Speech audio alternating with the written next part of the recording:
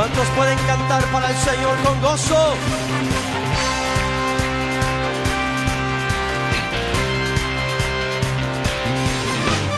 Yo cantaré en la presencia del Señor con gozo y me gozaré, en la casa de Adonai danzaré.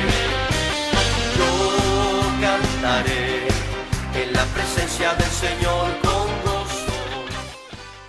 La palabra de Dios es viva y poderosa. Esta palabra escrita de Dios es viva, no está muerta y es poderosa. Es más cortante que una espada de dos filos. Por ejemplo, ¿qué pasaría con los soldados si llevan un cuchillo nada más a la pelea? Por supuesto, les va a hacer daño al enemigo, pero un solo filo no hace tanto daño. Muy bien, estamos estudiando este tema de un mundo en crisis. Justamente esta semana estaba leyendo, hubo una publicación de un libro que se llama La mala religión. Y este libro, más que nada, enfatiza grandemente la crisis en la cual estamos viviendo en los días de hoy. Este libro fue escrito hace unos 10 años y el problema de lo que está pasando no es de que la gente está dejando de ir a la iglesia, porque la gente está yendo a la iglesia. El problema es cómo las iglesias se han estado corrompiendo y en lugar de seguir la verdad bíblica, han ido añadiendo, han ido quitando y han ido metiendo toda la inmoralidad dentro de la iglesia. Y las iglesias, por supuesto, siguen llenas y principalmente aquellas donde se les permite que hagan todo lo que quieran, son las que más llenas están. Está este otro tipo de iglesias donde se les dice, Dios no te quiere pobre, Dios te quiere rico, Dios quiere que tengas todo esto. Y estas iglesias están muy llenas. Y este libro, muy interesante, después les puedo dar el título correcto, hablaba acerca de toda esta crisis que estamos viviendo. Y esto es desde el punto de vista de un no creyente. Al examinar a la iglesia es lo que mira. Y queridos hermanos, yo no sé cómo está tu vida, pero quiero hacerte presión el día de hoy la grande importancia que tiene.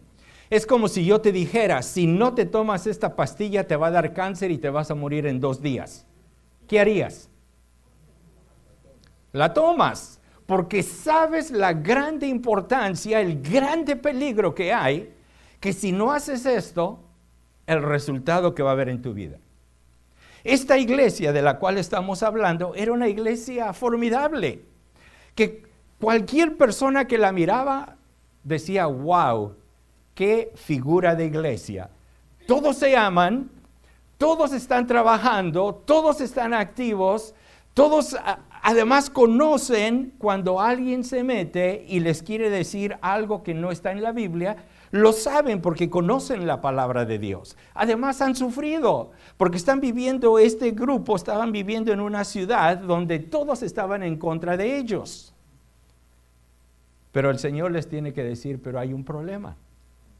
Y este problema es de que has dejado tu primer amor.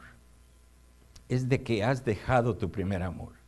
Y uno de los problemas que tenemos es de esta crisis espiritual es la del corazón. Entonces, mi pregunta es, ¿cómo está tu corazón? Por supuesto, si yo te pregunto ahorita, ¿amas a Dios? Por supuesto, la respuesta que me vas a dar es sí. ¿Tus hechos demuestran que amas a Dios? ¿Tu vida demuestra que amas a Dios? ¿Tu chequera y tus tarjetas de crédito demuestran que amas a Dios? ¿Tu tiempo libre, aún tu tiempo de trabajo, demuestran que amas a Dios? Y como se dan cuenta, queridos hermanos, este es el punto más importante del cual Dios mira. Y lo que estamos mirando es el problema de esta iglesia de Éfeso que tiene el corazón roto, y estamos mirando estos pasos progresivos para olvidarse de Dios. Y estamos tocando o tomando mucho tiempo en este primero, porque es el más importante, porque si no corregimos esto, si no se corrige este problema, todo lo demás se va para abajo y bastante rápido, hasta con eso. No va a ser algo ahí que se va a tomar en un tiempo, se va a ir pero bien rápido. ¿Cómo está tu vida? ¿Sabes de que el cristianismo o el ser un hijo de Dios no es un juego? De que ahorita haces una decisión y de que ahorita vienes a la iglesia para sentirte bien y después te vas a tu casa y haces tú todo lo que quieres. El Señor Él no diseñó este cuadro. El hombre lo ha diseñado para sentirse bien, porque ahorita estás aquí en la iglesia, te vas al rato a tu casa y ya te sientes tranquilo en tu mente porque dices, ya cumplí. Pero esto es simplemente una acción y Dios busca el corazón. ¿Y qué es lo que pasa? Estos son los pasos que si no tenemos cuidado, primero pierdes tu primer amor. Después te comprometes con el mundo. Empiezas a hacer todo lo que el mundo hace. Después toleras el pecado en tu vida y lo miras como algo normal. No lo miras ni siquiera como algo mal. Esto va a traer la muerte espiritual y después el resultado es te vas a convertir en un apóstata. Fíjate lo que la palabra de Dios dice. En Hebreos capítulo 4, versículos 12 al 13. La palabra de Dios es viva y poderosa. Esta palabra escrita de Dios es viva, no está muerta y es poderosa. Es más cortante que una espada de dos filos. Por ejemplo, ¿qué pasaría con los soldados si llevan un cuchillo nada más a la pelea? Por supuesto, les va a hacer daño al enemigo, pero un solo filo no hace tanto daño. Pero una de doble filo, ¿te imaginas el daño que hace? La palabra de Dios es más cortante que una espada de dos filos. ¿A qué se refiere? De que entra, pero bien profundo. Dice que penetra hasta lo más profundo de nuestro ser. El miércoles mirábamos en el versículo, hablando acerca del tuétano, hablando acerca de lo más profundo del hueso, y esta espada, de nuestro Dios, que es la palabra de Dios, penetra hasta lo más profundo de cada uno de nosotros. ¿Y qué es lo que hace? Nos examina. Aquí con Éfeso, con la iglesia de Éfeso, el Señor se está moviendo entre medio de todos sus miembros. Es como si el Señor estuviera ahorita y se va moviendo a través de cada uno de ustedes. Y el Señor sabe qué estás haciendo. El Señor sabe en qué estás pensando. Y Él te está mirando y está a tu lado. Y no hay nada que se le esconda. Por eso es de que Él a la iglesia de Éfeso la conocía. Dice, yo te conozco. Yo sé cómo eres. Yo sé lo que haces el lunes. Yo sé lo que haces el martes. Yo sé lo que haces cuando estás ahí con tu teléfono o tu computadora. Yo sé todo acerca de ti. La palabra de Dios, fíjense lo que hace. Nos examina. Y fíjense, nuestros más íntimos pensamientos y los deseos de nuestro corazón. Yo no puedo mirar tus pensamientos. Yo no sé cuáles son tus intenciones. Yo no sé ni siquiera por qué estás acá. Pero Dios, Él sí lo sabe. Él sí lo sabe. Y después versículo 13 dice, nada de lo que Él ha creado puede esconderse.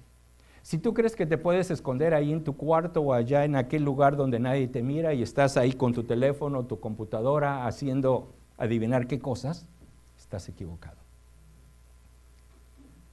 Donde quiera que vayas, ahí está Dios. Y después continúa, dice, nada de lo que Él ha creado puede esconderse de aquel a quien tendremos que rendir cuentas de nuestros hechos. Pero después continúa, porque la palabra de Dios después en Jeremías nos dice, engañoso es el corazón más que todas las cosas y perverso. ¿Quién lo conocerá?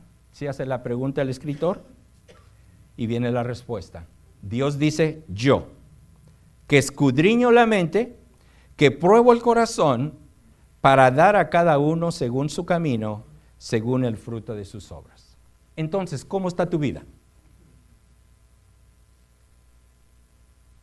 ¿Te puedo preguntar de nuevo? ¿Amas a Dios? ¿Tus hechos están demostrando que amas a Dios? ¿Tus palabras, tus pensamientos, tus acciones están demostrando que amas a Dios? ¿O es simplemente un decir? Claro, yo amo a Dios y yo hago lo que yo quiero. Recuérdate todo lo que Él hace. Él te conoce, Él escudriña la mente y además prueba el corazón. Pero el Señor le da aquí a esta iglesia la fórmula para componer este problema. Versículo 5 de Apocalipsis capítulo 2, y nos vamos a quedar con la primera parte. ¿Cómo componer el problema de haber dejado el primer amor? ¿Cuáles son esos pasos? ¿Qué es lo que Dios quiere de cada uno de nosotros? Y en realidad, algo bastante sencillo. ¿Qué es lo que le dice el Señor ahí a la iglesia de Éfeso? En primer lugar, recuerda. ¿Recuerda qué? ¿Recuerda qué? Y aquí hay algo muy, muy hermoso. Todos, tal vez no físicamente me refiero, pero todos tenemos un libro de memorias. Si no lo tenemos por escrito, lo tenemos al menos aquí en nuestras mentes, nuestro libro de memorias, donde podemos regresar a ese momento inolvidable cuando el Espíritu Santo nos tocó y nos hizo ver de que éramos lo peor de este mundo, nos hizo darnos cuenta de nuestro pecado, del grande y grave estado en el cual estábamos, y que nos dirigió la mirada hacia nuestro Señor Jesús para que en Él pudiésemos encontrar el perdón de nuestros pecados, porque en este momento habíamos mirado nuestra condición y nuestra condición nos separaba de Dios y únicamente había un castigo eterno para nosotros. Pero gracias al Espíritu Santo que abrió nuestros ojos espirituales, abrió nuestro corazón y nos muestra a Cristo que Él murió en la cruz del Calvario por nosotros, que Él dio su vida por nosotros ahí para pagar por lo más sucio que yo había hecho, por lo más tremendo que tú también habías hecho. ¿Qué momento fue aquel día cuando pudimos caer de rodillas delante de Él y decirle, Dios, perdóname? Perdóname por todo lo que yo he hecho en contra tuya, por haberte dado la espalda, por haberte crucificado. Pero qué momento más precioso fue cuando sentimos ese perdón. Cuando en nuestro corazón finalmente tuvimos la paz. Cuando finalmente pudimos levantar los ojos al cielo y poder hablar con Dios. ¿Qué momento fue aquel, no? Como resultado de esa decisión que hicimos, quisimos entregarle toda nuestra vida al Señor. Y aún le prometimos, Señor, te voy a servir, te voy a amar. Pero pasaron los años. Para esta iglesia, cerca de 40 años. Para ti, ¿cuántos años han pasado desde que tomaste esa decisión? ¿Y cómo está tu amor? Yo tuve una experiencia bastante triste. Triste, y ahorita se las explico. Tengo un jardín en la parte de atrás de mi casa y en mayo lo había terminado y se miraba muy bonito. Tuve que salir a este viaje misionero y cuando regreso después de 3 meses, ¿qué creen que había? Las flores habían desaparecido. Todas esas plantas hermosas, todo estaba desaparecido y había una hierba así de alta en todo ese círculo que había hecho. ¿Saben lo que tuve que hacer? Empezar a sacar todo. Y después yo dije, bueno, ya saqué lo malo, ya quedó todo bonito. ¿Saben qué pasó a los 3 días? Lleno de puntitos verdes. Todo está resaltando de nuevo. Todo estaba rebotando nuevamente, saliendo de la tierra Yo dije, bueno, no puedo. Y entonces empecé a sacar uno por cada uno. Yo dije, bueno, se solucionó el problema. No. ¿Saben qué tuve que hacer? Escarbé un tanto así de tierra y la empecé a voltear toda. Y cuando la volteé, yo dije, bueno, con el sol y todo, se quemó y ya entonces se acabó el problema. No. ¿Saben qué tuve que hacer al final? Me hice una cernidora al estilo mexicano, un cuadrito, echaba la tierra, la cernía para sacar todas las semillas y todo lo que había. Hice un pedacito y me cansé. Los brazos y todo, dije, no, este va a ser un trabajo tremendo. Pero ¿saben de qué eso es lo que pasa en la vida? Cuando nos olvidamos de Dios, cuando lo dejamos de amar, el mundo se empieza a meter en nosotros, empieza a crear estas raíces, empieza a crear estas cosas que no son buenas, y luego nosotros decimos, bueno, va a ser fácil simplemente limpiarlo. Va a ser un proceso, querido hermano. Porque te llevó un proceso al llegar al estado en el cual estás, y ahora para salir, Dios es poderoso, déjame decirte, y Dios lo va a hacer. Pero nosotros tenemos que tener esa paciencia en Dios y confiar en Dios y no desesperarnos, sino seguir en Dios para que Él pueda hacer la obra.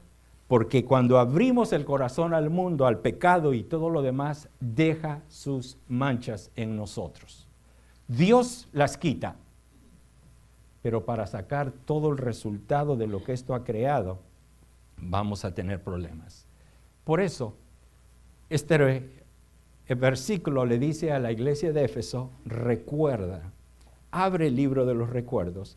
Y hay un hermoso pasaje en Isaías 63, ¿qué es lo que vamos a recordar? El Señor le dice a Israel, de las misericordias de Jehová haré memoria, de las alabanzas de Jehová, conforme a todo lo que Jehová nos ha dado, y de la grandeza de sus beneficios hacia la casa de Israel, que les ha hecho según sus misericordias y según la multitud de sus piedades. Saben de que estuvimos analizando de Génesis a Malaquías, cómo el Señor mostró su amor para este pueblo, cómo Él quiso de que este pueblo fuese su pueblo, que le siguiese, que le amase y que le obedeciese. Sin en cambio, lo triste de Génesis a Malaquías es de que este pueblo se extermina y todos ellos, o la gran mayoría de ellos, dándole la espalda a Dios. Pero hay una esperanza hermosa también para ellos. A pesar de que en Malaquías este pueblo termina dispersado y terminan todos abandonando a Dios, hay una esperanza para el futuro. Cuando este pueblo va a reconocer, como dice ahí los profetas, van a mirar a aquel con estas heridas en sus manos y le van a preguntar, ¿qué son estas heridas que tú tienes? Y el Señor les va a contestar y finalmente este pueblo va a reconocer a su Señor. Pero el Antiguo Testamento, por un lado, nos deja con esta historia triste de lo que pasa cuando abandonamos a Dios, cuando jugamos con Dios y cuando no le servimos y le amamos de corazón. Y para aprender, por eso leíamos ahí en Corintios de que estas cosas se han escrito para que no cometamos los mismos errores que cometió el pueblo de Israel. Porque muchas veces cuando lo leemos es muy fácil criticarlos. Oh, estos tontos, y esto debieron haberlo hecho así, o yo no lo hubiera hecho. Recuérdense, han sido escritas como una advertencia para que tú y yo no cometamos los mismos errores que ellos cometieron. Por eso es importante reconocer la grandeza de nuestro Dios. Después ahí también en ese versículo nos dice, porque dijo, ciertamente mi pueblo son hijos que no mienten y fue su Salvador. ¿Hasta qué grado? Dios cuando formó a su pueblo, cuando llamó a su pueblo, Él quería que su pueblo fuese un pueblo especial. Un pueblo que le amase, un pueblo que le reconociese como el único Dios verdadero y un pueblo que obedeciese sus mandamientos. ¿Es muy difícil hacer estas tres cosas? Se dice muy fácil, ¿no? No, porque es muy fácil. Pero el hacerlo es donde viene el problema. Pero en cambio, sin importar la condición de su pueblo, Él fue su Salvador. Estaban allá en Egipto. ¿Y qué hace el Señor? Los saca con mano poderosa. Para que pudieran venir, salir de la esclavitud del pecado y venir a esta tierra que fluye leche y miel de la comunión y de esta relación personal con Dios.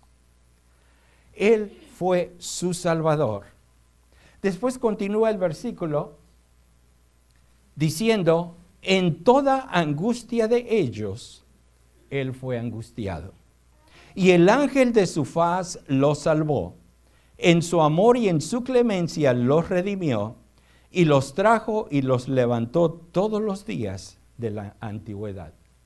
¿Se dan cuenta de qué fidelidad de nuestro Dios? Cuando leemos todas las historias, el pueblo decía, Dios, no te queremos a ti, queremos mejor a los Baales, queremos mejor a este otro Dios, queremos, si se recuerdan, a la semana casi que habían salido de Egipto, están adorando ahora este becerro de oro. Gracias porque nos sacaste de Egipto. ¿Se dan cuenta? Esto es el problema de nada más mentalmente decir que amamos a Dios, pero del corazón estamos totalmente apartados de Él. Porque tus acciones lo van a demostrar. Tus acciones lo van a demostrar. Y en esta fidelidad de Dios, Él fue angustiado por ellos. Y no tan solo fue angustiado, pero en esa situación en la cual ellos estaban, el Señor los salvó. Y no tan solo los salvó, pero dice que en su amor y en su clemencia los redimió. En su amor y en su clemencia. Y nosotros, queridos hermanos, ¿sabes lo que tú y yo merecíamos por nuestro pecado? Era la muerte eterna.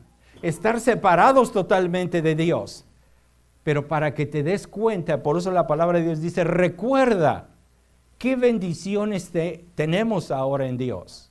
¿Sabes de que las grandes misericordias y bendiciones que tenemos de Dios muchas veces hasta se nos olvida? Pero es la vida, cada día Dios te da la oportunidad de respirar, de levantarte a un nuevo día. Te da la hermosa bendición de tener una esposa, de tener hijos, de tener un lugar, el poder llamar casa, donde puedas tú estar con ellos, un hogar. Te da la oportunidad de tener un trabajo, te da la oportunidad de que en ese trabajo seas ese testigo de Él, que puedas laborar, que puedas hacer las cosas para honrar su nombre. Te da la hermosa bendición de tener dinero para que puedas vivir una vida confortable.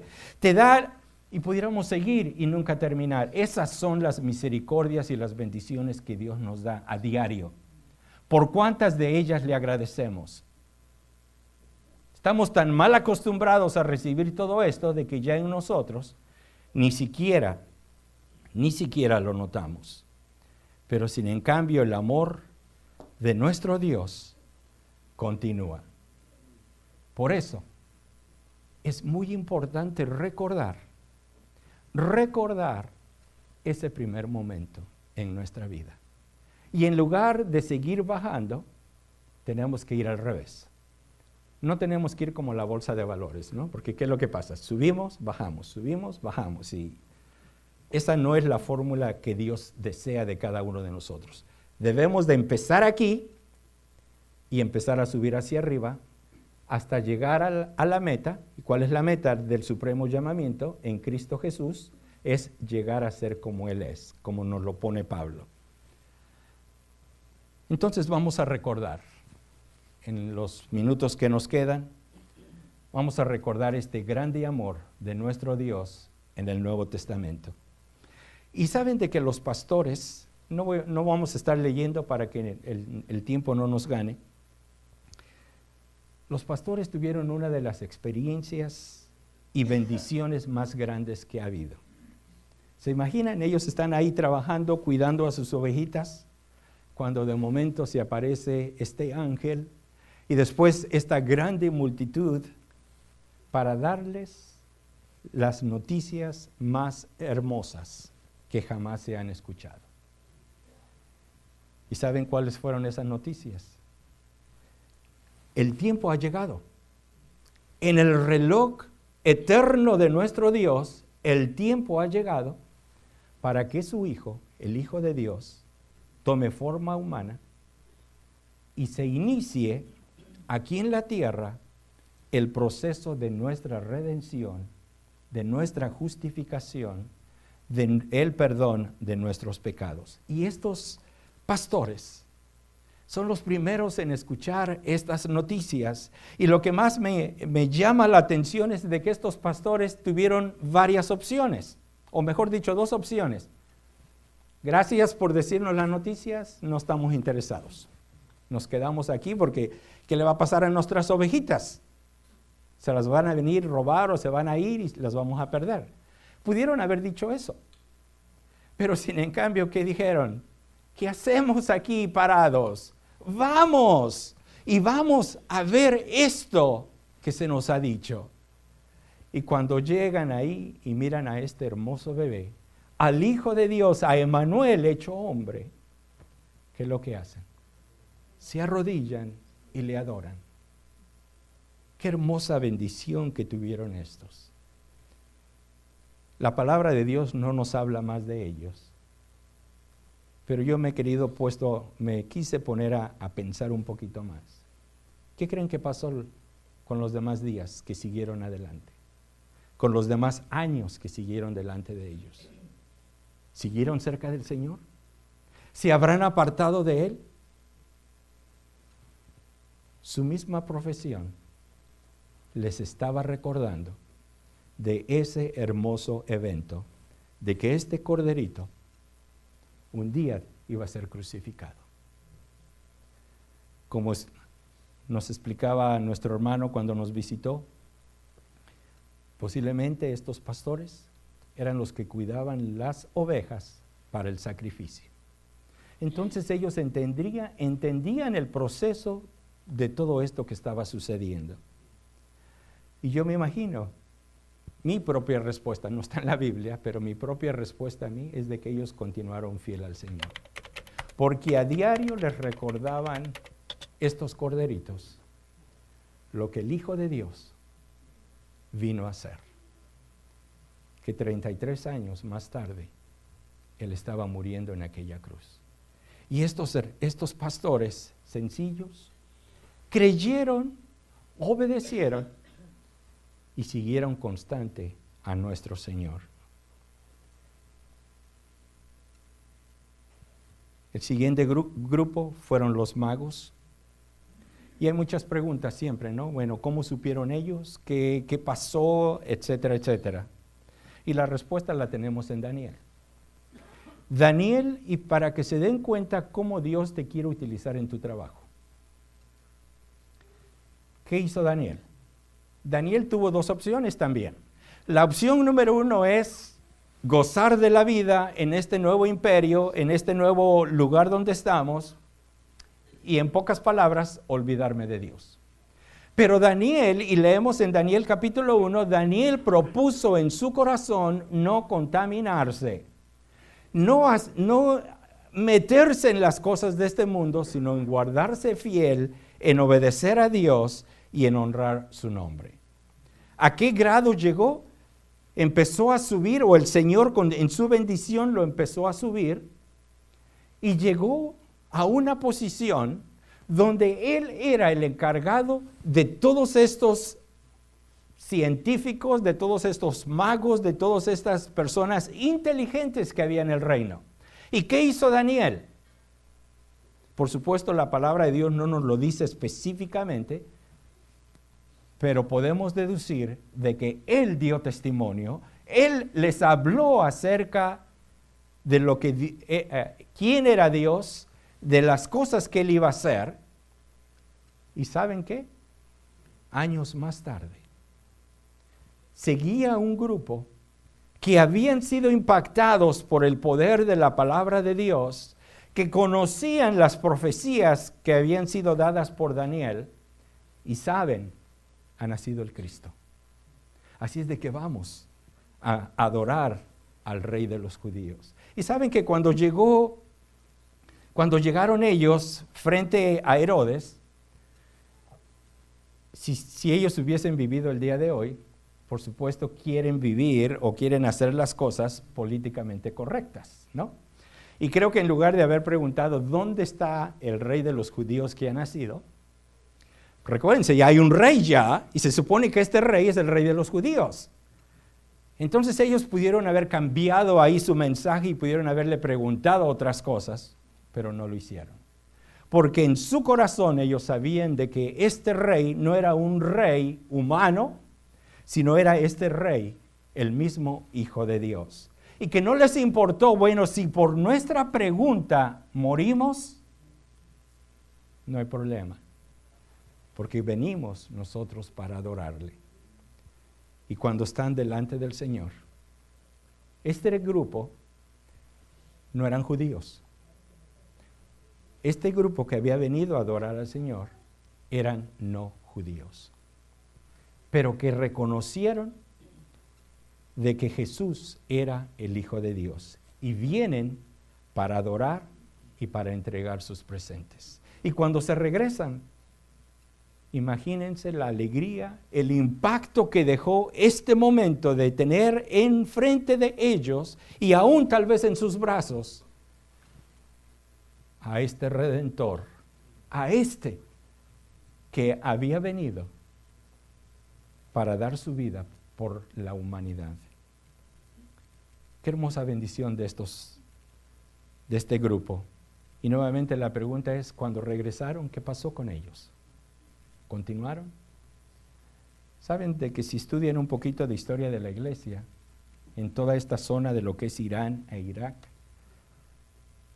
nunca se perdió los que han seguido a nuestro Señor, los cristianos.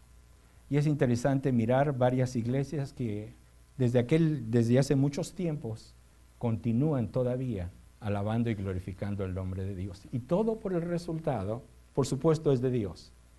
Pero de un hombre que en obediencia dio un testimonio tremendo en su trabajo.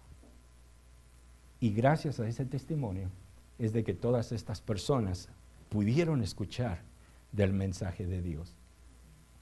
El otro grupo, que quisieran ser como nosotros, de tener las mismas experiencias como nosotros, son los ángeles. Y se imaginan los ángeles la alegría que había en cada uno de ellos para dar estas noticias de que Cristo finalmente se ha hecho carne y de que este Redentor ha venido para terminar por completo con el pecado y para honrar y glorificar el nombre de nuestro Dios. Y el hermoso mensaje que ellos nos dejan es de esa adoración, de esa constante alabanza que están dando a nuestro Dios. Algo que debería de haber dentro de nuestros corazones, que debemos de estar recordando constantemente y alabando y adorando a nuestro Dios. No es necesario que tengamos aquí la sección de cantos para adorar y glorificar el nombre de nuestro Dios. No es necesario que estemos aquí, bueno, sí es importante la cena del Señor, pero podemos seguir adorándole en cualquier lugar donde nosotros estemos. Una de las cosas más importantes, de las cosas que vino a hacer nuestro Señor, cuando leemos todos los evangelios, en todos ellos miramos al Hijo de Dios, miramos a este Jesús ayudando, dando la mano, no tan solo haciendo milagros, pero a lo que había venido, a perdonar los pecados. Por supuesto, dentro del grupo había muchos otros que decían, ¿y por qué está haciendo esto? ¿Con qué autoridad puede perdonar los pecados? Y él lo hacía con la autoridad dada por su Padre y por el sacrificio que Él iba a efectuar por cada uno de nosotros. Y en cada momento vienen personas que han pecado. ¿Y qué es lo que hace el Señor? El Señor muy bien los pudo haber regañado, ¿no? Como muchas veces nosotros hacemos. Viene un pecador, oh, mira, te lo dije, y mira lo que te metiste. Y ¿el Señor qué hizo? Principalmente cuando aquella mujer pecadora la traen y todos están listos para apedrearla, y ahí el Señor ni siquiera casi habló lo mínimo ahí, porque estaba escribiendo. Y el Señor se levanta y dice, mujer, ¿dónde están los que te acusaban? El Señor siempre amando, sin importar la condición nuestra, sin importar qué tan feo fue el pecado que hicimos, el amor de Dios siempre está ahí para perdonarnos. Él a eso había venido. Había venido para perdonar los pecados y lo miramos en esa acción haciéndolo. Como ejemplo también tenemos a esta mujer pecadora, pero este es uno de tantos ejemplos que tenemos en el Nuevo Testamento, donde se nos habla del amor, de la compasión que tuvo nuestro Señor para con el pecador. Porque Él quería restablecer nuevamente esta comunión que se había roto por el pecado, para que el hombre pudiera tener acceso nuevamente con Dios. Y Él era ese puente, Él era el único a través de Él que podían ellos, la gente, poder estar nuevamente bien con Dios. Este me impresiona, el ciego, un hombre viviendo por muchos años en oscuridad, un hombre viviendo por muchos años sin poder mirar, simplemente escuchando lo que se decía de todo lo que estaba sucediendo, sin poder él mismo poder caminar e ir al lugar donde él quería, porque siempre tenía que ser llevado por alguien. Porque recuérdense, Jerusalén no era una ciudad donde había leyes para todas las personas incapacitadas, para que las calles se hicieran de esa forma, para que pudieran caminar o pudieran transportarse. No había eso. Y cuando miran las fotografías de Jerusalén, se pueden dar cuenta cómo era la ciudad. Así es de que tenemos a este ciego, y cuando escucha que Jesús está ahí, y principalmente en esta otra región en Jericó, ¿qué es lo que hace? Empieza a gritar, esta es mi oportunidad de ser restablecido de mi visión. Y empieza a gritar porque ha escuchado de que este Jesús de Nazaret no tan solo hace el milagro, pero también perdona los pecados. Los discípulos lo callan, hey, cállate, cállate, porque no lo molestes, deja que siga. Pero el Señor, ¿qué dice? No, tráiganmelo. Y el Señor le hace la pregunta, ¿no? ¿Qué quieres que te haga? ¿Qué quieres que te haga? Y una de las cosas maravillosas que hace el Señor es la forma amorosa en cómo trata al pecador, sin importar su condición. Siempre me hago yo la pregunta con este cieguito, su higiene personal, ¿cómo creen que era? No podía ver, no podía caminar para ir al lugar donde él quería ir. Me imagino que no era tan buena. Nosotros, si nos acercásemos a alguien que no tiene muy buena higiene, ¿qué hacemos? No, mejor de lejitos, ¿no? Y allá, para que se den cuenta cómo nuestro Señor, con ese amor, a Él no le importaba la condición personal de alguien. Él viene, lo agarra, toca sus ojos y lo limpia. Permite que estas escamas, estas cosas que no están permitiendo su visión se quiten. Pero más que eso, le perdona los pecados. A mí me hubiese gustado estar ahí, mirando este grande acontecimiento.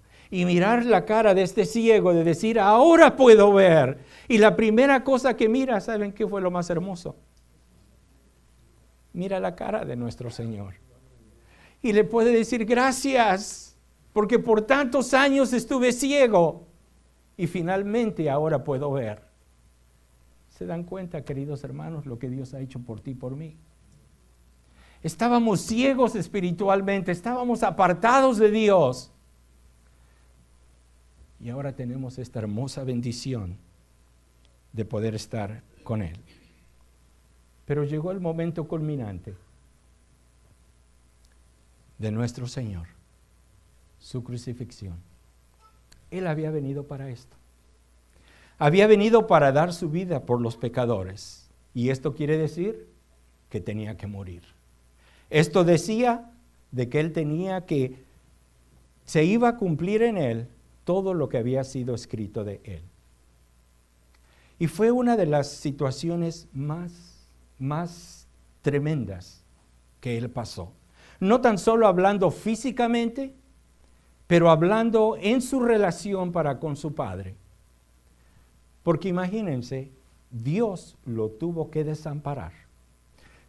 Porque Él fue cargado con mi pecado y el pecado tuyo y el pecado de toda la humanidad. Por eso es de que Él, en aquella cruz, exclama: Dios mío, ¿por qué me has desamparado? Y esto es algo que tal vez nunca vamos a entender aquí en esta tierra. La profundidad de lo que significaba esto. Pero Él, nuestro Señor, nos amó tanto que Él quería dar su vida por nosotros y que nada lo iba a detener, a pesar de que Él le preguntó a su Padre: Padre, si es posible que pase de mí esta copa, que se haga tu voluntad, pero no la mía. Y el Señor, estando allí orando, recibió la contestación, se levantó y les dijo: vamos. Y Él va como aquel cordero, en silencio, sin abrir su boca, a pagar por algo que Él no había hecho. Tú y yo lo hicimos. Esas mentiras, esos pecados, y pudiéramos dar una lista interminable de pecados, cosas que tú y yo los hicimos, que tú y yo merecíamos morir en aquella cruz. Sin en cambio, lo miramos a Él, tomando su cruz, y al llegar allá, a este monte de la calavera, ¿ustedes creen que gritó cuando le enterraron aquellos clavos? ¿Ustedes creen que empezó a maldecir? No. Porque en su corazón había ese grande amor por ti y por mí, que no le importó el dolor tremendo que esto significaba. No le importó sufrir la separación de su Padre, porque Él quería rescatarnos, queridos hermanos. Y frente a tal amor, este amor tan grande y tan maravilloso que Él nos ha demostrado, ¿cómo es de que a mí se me ha olvidado tan rápido ese amor que Él me ha dado? Y ahora yo vivo para mí y de Él me olvido.